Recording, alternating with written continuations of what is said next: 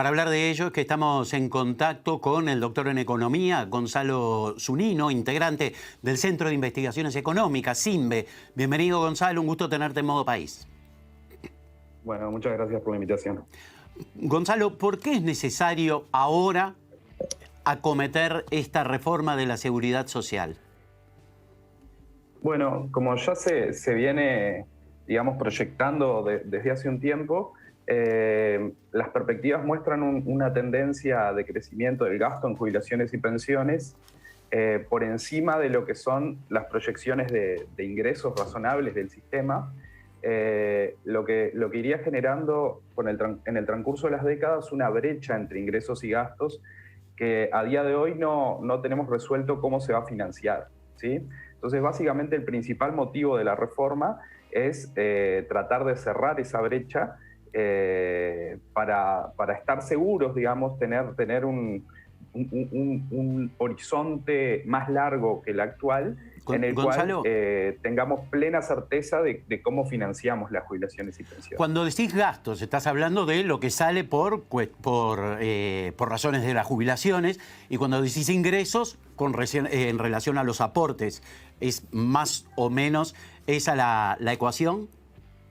Bueno, un poquito más complejo que eso. Seguramente. Porque en realidad el gasto sí es bien fácil de entender. Es todo lo que se gasta en jubilaciones, pensiones, por invalidez, pensiones de sobrevivencia, las jubilaciones comunes. Y cuando hablamos de los ingresos del sistema, el sistema hoy se financia con los aportes de los contribuyentes, pero también tiene otras fuentes de financiamiento que son impositivas, cuya evolución en el tiempo están básicamente ligadas a la evolución del PBI, ¿sí? Hay impuestos, los que se denominan impuestos afectados, el IAS, algunos puntos del IVA que corresponden a la financiación del sistema, y hay otra fuente de financiación que es finalmente la asistencia financiera de rentas generales, ¿sí? Entonces, el sistema hoy tiene múltiples fuentes de financiamiento, algunas ligadas a los soportes, otras directamente ligadas a ingresos tributarios, ¿sí? Ingresos propiamente del sector público.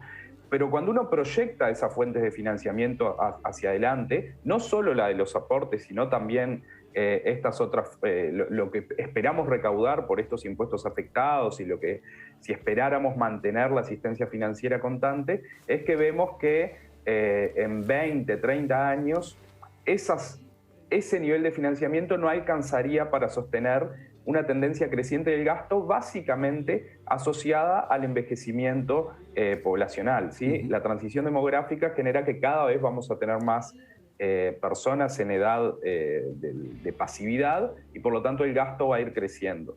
Y es necesario con tiempo anticiparse a la decisión de cerrar esa brecha, porque si esperamos al momento en que no tenemos claro cómo vamos a financiar las pasividades, es cuando es difícil hacer transiciones moderadas y se generan situaciones de cambio brusco que llevan a inequidades fuertes entre quienes quedan en el viejo sistema y quienes van a quedar en el sistema vigente. El pasaje post-reforma. ¿El aumento del límite de edad vendría a cerrar esa brecha, obviamente, proyección mediante? ¿O es la única, o hay también otras medidas que cerrarían la brecha dentro de la reforma de la seguridad social? Bueno, parte de esa brecha sí se cierra posponiendo el retiro.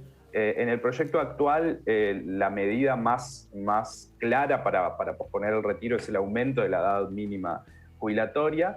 Hay algunas otras medidas, digamos, vinculadas a reformas paramétricas que estimulan, ¿sí?, el retiro tardío vía parámetros más favorables para la jubilación en la medida que uno va posponiendo el retiro. Y también hay algunos cambios paramétricos que hacen que la jubilación termine teniendo un cálculo un poco más bajo, ¿sí? Ventana para el cálculo del sueldo jubilatorio más larga. Mientras uno toma más larga la ventana de lo que se llama el cálculo del sueldo básico jubilatorio, que ahora va a pasar a 25 años, el cálculo en sí de la jubilación tiende a decrecer un poco. Eso también ayuda a cerrar esa brecha. Pero sí, hay un paquete de medidas que según las proyecciones oficiales digamos, de quienes han trabajado en esta reforma, garantizarían que el gasto en jubilaciones y pensiones dejara de crecer, y no solo dejara de crecer, la proyección que hay ahora, que ahí es también donde entran los matices políticos, digamos, claro, y de preferencias en cuanto al tamaño del sistema. La proyección vigente post reforma indicaría que el gasto en jubilaciones y pensiones se reduciría a largo plazo del orden actual de 10 puntos del PBI a 9 puntos del PBI. Entonces, los cálculos que están circulando en el momento, habría que revisar bien, digamos, cómo queda el anteproyecto y todos los supuestos con los que están hechos los cálculos, pero los cálculos que circulan en la actualidad sugieren una reducción del gasto en jubilaciones y pensiones a largo plazo. La expectativa de vida, la salud con la que crecemos hace que, bueno, pueda ser atractivo para muchos trabajar hasta los 65, más teniendo en cuenta, insisto, la salud que hoy podríamos tener en promedio. Pero en países, por ejemplo, del primer mundo, ¿se están jubilando entre los 60, más a los 65 también, o hay una reducción en la edad jubilatoria? No, bueno, en general el aumento progresivo de la edad jubilatoria es algo común a todos los países que están transitando esta situación de envejecimiento poblacional, ¿sí? De hecho, las mínimas de retiro en varios de los países desarrollados ya están en 65 y con perspectivas de incrementarse un poco más. Eso no implica necesariamente que al final del día todo el mundo se jubile a los 65 o más tarde, ¿sí?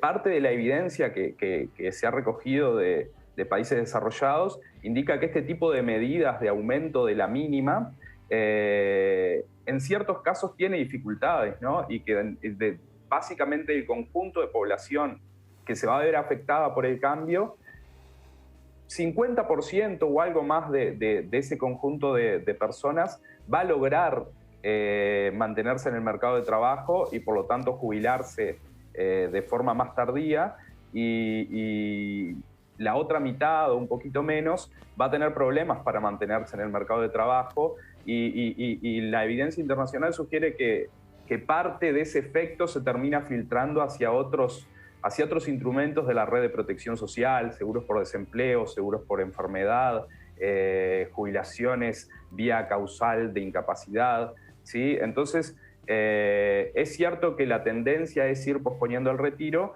pero también es cierto que es un proceso que hay que ir monitoreando porque tiene sus problemas, digamos. No todos los sectores de población envejecen con la misma calidad y por lo tanto tienen esa capacidad de mantenerse en el mercado de trabajo, sobre todo en un contexto donde el cambio técnico viene siendo importante, y entonces muchas veces hay ciertas dificultades para readaptarse, y entonces las propias empresas tienen algún estímulo a tratar de retirar a las personas no tan adelante en el tiempo, ¿sí? A los 60 hay muchas empresas que tienen estímulos al retiro a los 60, y eso a veces dificulta mantenerse en el mercado laboral. El hecho de prosperar el proyecto de la jubilación activa y voluntaria, es decir, aquellas personas que se jubilan por una caja puedan trabajar todavía más, un tiempo más. ¿Esto puede llegar a afectar alguna de las propuestas dentro de la reforma de la seguridad social?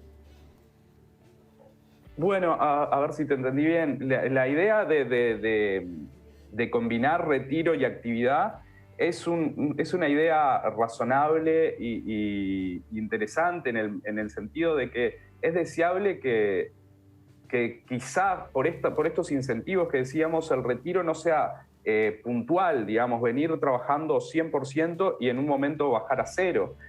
Tratar de una jubilación más gradual, que en algunos casos, a día de hoy, algunas personas tienen la posibilidad de hacerlo, ¿sí? Extender esa eventual combinación de poder retirarse, tener una jubilación, pero continuar gradualmente y decrecientemente en el mercado de trabajo, es una buena idea. Genera algunos ciertos problemas desde el punto de vista tributario que hay que tener en cuenta, ¿sí? a día de hoy, por ejemplo, el IRPF y el IAS se liquidan por separado, entonces cada uno con su mínimo no imponible. Entonces, de extender de forma generalizada esta compatibilidad de trabajo efectivo y jubilaciones, digamos, quien tiene una jubilación ya elevada y logra mantenerse en el mercado de trabajo, al final del día va a terminar tributando menos porque aplica 2 mínimos no imponibles, ¿no? Entonces yo creo que hay que buscarle una forma de conciliar mejor para no perder ingresos fiscales, que al final la reforma lo que trata es de generar sostenibilidad del sistema, no perder ingresos fiscales y mucho menos en el tramo alto de la distribución del ingreso, que serían quienes se ven beneficiados, digamos, de este doble mínimo no imponible. Pero bueno, yo creo que hay que hacer algunas compatibilidades, pero esa idea de compatibilizar jubilación y permanencia en el mercado de trabajo tiene sentido para poder mantenerte con algunas horas, pero a la vez sin perder demasiados ingresos y sin estar castigando tu historia salarial, que finalmente al final del día se utiliza para el cálculo jubilatorio. Entonces creo que esa es una medida que va en la línea adecuada. Hay que mejorarla para que sea compatible con el resto del sistema tributario. Parece muy atractiva, sinceramente, por lo menos vista desde los 58 años. Gonzalo Zunino, un placer conversar contigo aquí en Modo País, un gusto y hasta la próxima. Muy claro, además, toda su información. Y una cosa importante era cómo se forman esos ingresos que a mí se me perdían. Nuevamente, muchísimas gracias, Gonzalo. No, gracias a ustedes. Saludos. Fue un placer.